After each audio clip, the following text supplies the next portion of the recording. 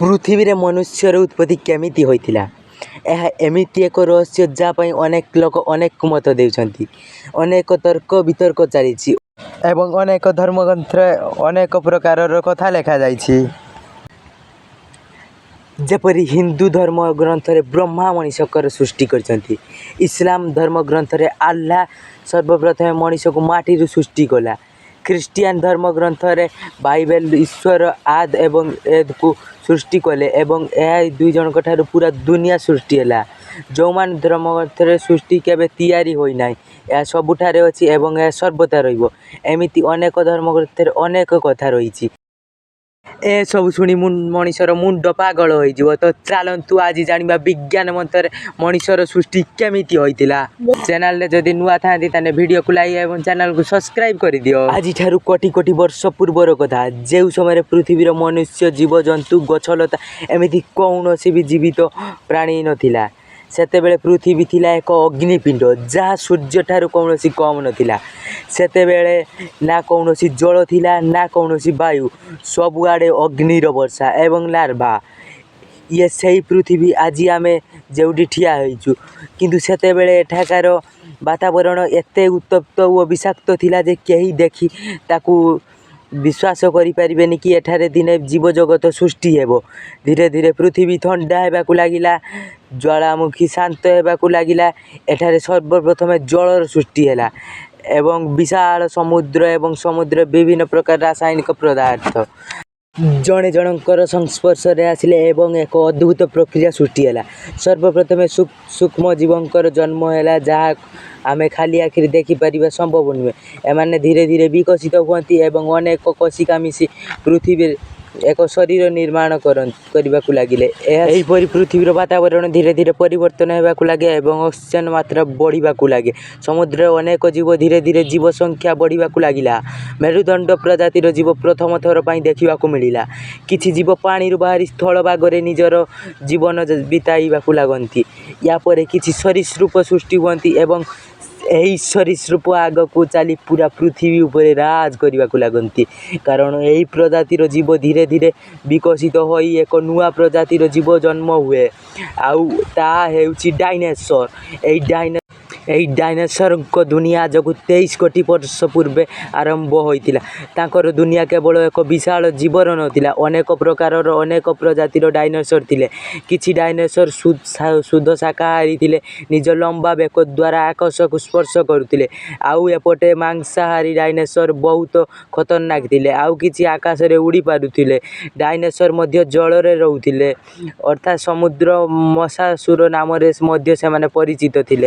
ଦେଖିବାକୁ ଗଲେ ଡାଇନୋସର ଜଳ, ସ୍ଥଳ ଓ ଆକାଶ ଚାରିଆଡ଼େ ରାଜ କଲେ। ୟାଙ୍କର ଆତଙ୍କ ପ୍ରାୟ 18 କୋଟି ବର୍ଷ ପର୍ଯ୍ୟନ୍ତ ଥିଲା। ୟା ପରେ ଏକ ବିନାଶକାରୀ ଘଟଣା ଘଟେ, ଯେଉଁଥିରେ ଏକ ଉଲ୍କାପିଣ୍ଡର ପୃଥିବୀ ସହ ଟକ୍କର ହୁଏ, ଯେଉଁଥିରେ ପୃଥିବୀର 4 ଭାଗରୁ ଗୋଟିଏ ଭାଗ ପୁରା ଅଗ୍ନିରେ ଭରିଗଲା। ଏହି ବିସ୍ଫୋଟକ ଏତେ ଖତରନାକ ଥିଲା କି ଯାହାଫଳରେ ପୁରା ପୃଥିବୀର ଚାରିଆଡ଼େ ଧୂଆଁରେ ଭର୍ତ୍ତି ହୋଇଗଲା, ଯାହାଫଳରେ ପୃଥିବୀ ପର୍ଯ୍ୟନ୍ତ ସୂର୍ଯ୍ୟ କିରଣ ପହଞ୍ଚି ପାରିଲାନି। ସବୁଆଡ଼େ ଅନ୍ଧାର ହିଁ ଅନ୍ଧାର ହୋଇଗଲା। ତାପମାତ୍ରା -ଡିଗ୍ରୀରେ ପହଞ୍ଚିବାକୁ ଲାଗିଲା। ସବୁଠାରୁ ବଡ଼ ପ୍ରଭାବ ଉଦ୍ଭିଦ ଜଗତ ଅର୍ଥାତ୍ ଗଛ ଉପରେ ସବୁ ପଡ଼ିଲା। ସବୁ ଗଛଲତା ଶୁଖିଗଲା। ଗଛଲତା ମରିଯିବା ଫଳରେ ସବୁ ଶାକାହାରୀ ଜୀବମାନେ ମଧ୍ୟ ଭୋକରେ ମରିଗଲେ। ଯେତେବେଳେ ସବୁ ଶାକାହାରୀ ଜୀବ ମରିଗଲେ, ଫଳରେ ସବୁ ମାଂସାହାରୀ ଜୀବମାନେ ମଧ୍ୟ ମରିଗଲେ। ଏମିତି ଅନେକ ଜୀବଙ୍କ ସହ ଡାଇନୋସର ମଧ୍ୟ ଲୋପ ହୋଇଗଲା। କୋଟି କୋଟି ବର୍ଷର ରାଜତ୍ୱ ଶେଷ ହୋଇଗଲା। ଏହାପରେ ପୃଥିବୀର ଏକ ନୂଆ ଅଧ୍ୟାୟ ଆରମ୍ଭ ହେଲା। ତାହା ହେଉଛି ମନୁଷ୍ୟର ଉତ୍ପତ୍ତି। କୋଟି କୋଟି ବର୍ଷ ଲୁଚି ରହିଥିବା ସ୍ତନଧାରୀ ପ୍ରାଣୀମାନେ ଏବେ ବାହାରକୁ ବାହାରନ୍ତି। ଏମାନେ ପୂର୍ବରୁ ଭୂମି ଭିତରେ ଗାତ କରି ରହୁଥିଲେ, କାହିଁକିନା ସେତେବେଳେ ଡାଇନୋସରର ରାଜ ଥିଲା। ସେଥିପାଇଁ ଏମାନେ ବାହାରକୁ ବାହାରିବା ମାତ୍ରେ ଶିକାର ହୋଇଯିବାର ଭୟ ଥିଲା। କିନ୍ତୁ ଏବେ ଏହି ଡର ସମାପ୍ତ ହୋଇସାରିଥିଲା। ଏବେ ବାତାବରଣ ଧୀରେ ଧୀରେ ବଦଳିବାକୁ ଲାଗିଲା ଏବଂ ଏମାନଙ୍କୁ ବଂଶ ବିସ୍ତାର କରିବା ମିଳେ। ଏମାନେ ନିଜ ସନ୍ତାନମାନଙ୍କୁ ଜନ୍ମ ଦେଇ ସ୍ତନପାନ କରାନ୍ତି, ଯାହାଫଳରେ ତାଙ୍କ ଆୟୁ ଲମ୍ବା ହେବାରେ ଲାଗେ। ଯେମିତି ଯେମିତି ସମୟ ବଦଳିବାକୁ ଲାଗେ, ସେମିତି ଏମାନଙ୍କୁ ନିଜର ଖାପ ଖୁଆଇ ବଞ୍ଚାଇବାକୁ ଲାଗନ୍ତି। କିଛି ଗଛ ଉପରେ ରହିବାକୁ ଲାଗିଲେ ସେଠାରେ ତାକୁ ଫଳ, ପତ୍ର ଏବଂ ସୁରକ୍ଷା ମିଳୁଥିଲା।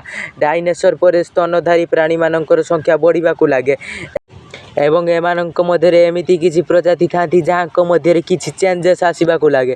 ଇଏ ଥିଲେ ପ୍ରାଇମେଟ୍ସ, ଯାହା ଆଜିର ମନୁଷ୍ୟର ପୂର୍ବଜ ମାନାଯାଉଛି। ଏବେ ଧ୍ୟାନରେ ଶୁଣନ୍ତୁ, ଏହା ମନୁଷ୍ୟର ପୂର୍ବଜ ବୋଲି କୁହାଯାଉଛି। ଏ ପ୍ରୋଟୋମସ୍ ଗଛରେ ଚଢ଼ିବା, ଦୌଡ଼ିବା ଏବଂ ଏ ଶାଖାରୁ ସେ ଶାଖାକୁ ଡେଇଁବା ଆଦି ଶିଖିଲେ। ଧୀରେ ଧୀରେ ୟାଙ୍କ ଅଙ୍ଗ ବଦଳିବାକୁ ଲାଗିଲା। ୟାଙ୍କ ଆଙ୍ଗୁଠି ଦ୍ୱାରା ସେମାନେ ଗଛର ଶାଖାକୁ ଧରିବା ଶିଖିଲେ। ଧୀରେ ଧୀରେ କିଛି ଜିନିଷକୁ ବୁଝି ପାରୁଥିଲେ। ସବୁଠାରୁ ବଡ଼ ଚେଞ୍ଜେସ୍ ଆସିଲା ୟାଙ୍କ ଆଖି ଆଗକୁ କପାଳ ସାମ୍ନାକୁ ଆସି ସାରିଥିଲା। ଏଥିରେ ଦୂରରୁ ଦେଖି ଅନୁମାନ କରିବା ଏବଂ ଗଭୀରତା ଅନୁମାନ କରିବା ଏହି ଚେଞ୍ଜେସ୍ ଗଛରେ ଚଢ଼ି ଶତ୍ରୁଠାରୁ ବଞ୍ଚିବାକୁ ବହୁତ ସହାୟତା ମିଳିଲା। ସମୟ ସହ ପ୍ରାଇମେଟ୍ସଙ୍କର ମସ୍ତିଷ୍କରେ ମଧ୍ୟ ବୃଦ୍ଧି ହେବାକୁ ଲାଗିଲା। ଏମାନେ ଏବେ ଗୋଟେ ସମୂହରେ ମିଶି ରହିବାକୁ ଲାଗିଲେ। ମିଳିମିଶି ସାଙ୍ଗରେ ମିଶି ଭୋଜନ ଖୋଜିବା ଏବଂ ବିପଦ ଆସିଲେ ଜଣେ ଅନ୍ୟ ଜଣଙ୍କୁ ସଂକେତ ଦେଇ ସତର୍କ କରୁଥିଲେ। ସାମାଜିକ ଜୀବନ ଆରମ୍ଭ ଏଇଠୁ ହିଁ ହୋଇଥିଲା। ମିଳିମିଶି ରହିବା ଏବଂ ସଂକେତ ଦ୍ୱାରା କଥା ହେବା। ଧୀରେ ଧୀରେ ଏମାନଙ୍କ ଶରୀରରେ ଆହୁରି ବଦଳାବ ଆସିଲା। କିଛି ପ୍ରୋଟୋମସ୍ ଭୂମି ଉପରେ ଅଧିକ ସମୟ ବିତାଇବାକୁ ଲାଗିଲେ। ଏମାନେ ଚାଲିବା ପାଇଁ ହାତ ମଧ୍ୟ ବ୍ୟବହାର କରୁଥିଲେ। ଏମାନଙ୍କ ପାଦ, ଆଣ୍ଠୁ, ଜଙ୍ଘ ଆଦିରେ ମଧ୍ୟ ଚେଞ୍ଜେସ୍ ହୋଇଗଲା, ଯାହାଫଳରେ ଏମାନେ ଦୁଇଟି ଗୋଡ଼ରେ କିଛି ସମୟ ଛିଡ଼ା ହୋଇପାରୁଥିଲେ। ଏବେ ସେହି ସମୟ ଆସି ସାରିଥିଲା ଯେଉଁଥିରେ ଏମାନେ ପ୍ରାଇମେଟ୍ସରୁ ହୋମୋ ଇରକ୍ଟସରେ ପରିଣତ ହୋଇସାରିଥିଲେ। ହୋମୋ ଇରକ୍ଟସ ଅର୍ଥାତ୍ ଦୁଇ ଗୋଡ଼ରେ ଛିଡ଼ା ହୋଇପାରୁଥିବା ଜୀବ।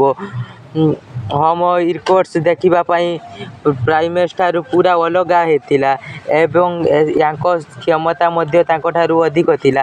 ଏମାନେ ମସ୍ତିଷ୍କ ପୂର୍ବଠାରୁ ବଡ଼ ଏବଂ ଜଟିଳ ଜିନିଷକୁ ବୁଝିପାରୁଥିଲା। ଏହା ସହ ହାତରେ ବ୍ୟବହାର କରିବା ମଧ୍ୟ ଏମାନେ ଶିଖିଗଲେ। ହାତରେ ବ୍ୟବହାର କରି ଏମାନେ ଛୋଟ ଛୋଟ ଅସ୍ତ୍ର ପ୍ରସ୍ତୁତ କରିବା ଶିଖିଗଲେ। ଏବଂ ଏମାନଙ୍କ ମଧ୍ୟରେ ସବୁଠୁ ବଡ଼ ଚେଞ୍ଜେସ୍ ଆସିଲା, ତାହା ହେଉଛି ଅଗ୍ନିକୁ ନିୟନ୍ତ୍ରଣ କରିବା ଏବଂ ତା'ର ବ୍ୟବହାର କରି ଖାଦ୍ୟ ପ୍ରସ୍ତୁତ କରି ଖାଇଲେ, ଯାହାର ଫଳରେ ଖାଦ୍ୟ ଓ ସ୍ୱାଦ ଏବଂ ହଜମ ଶକ୍ତିରେ ବୃଦ୍ଧି ହେଲା। ଅଗ୍ନିକୁ ବ୍ୟବହାର କରି ଏମାନେ ଅତ୍ୟଧିକ ଥଣ୍ଡା ଜାଗାରୁ ରହିବା ଶିଖିଗଲେ।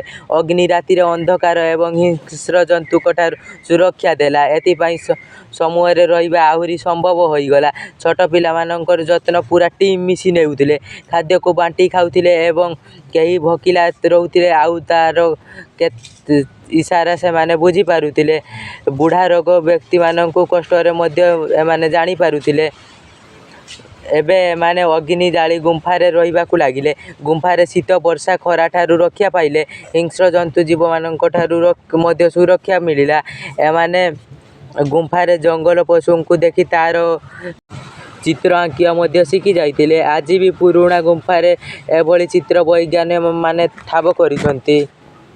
ଏବେ ଏହି ହୋମୋ ଇରକ୍ଟସ ପୁରା ବଦଳି ସାରିଥିଲା। ଗୁମ୍ଫାରେ ବାଦ୍ୟ ବଜାଇ ନୃତ୍ୟ କରିବା ଶିଖିଲା। ଏପରି କଳା ସଂସ୍କୃତିର ସୃଷ୍ଟି ହେଲା। ଏବେ ଏମାନେ ଜଟିଳ ସମସ୍ୟାକୁ ବୁଝିପାରୁଥିଲେ।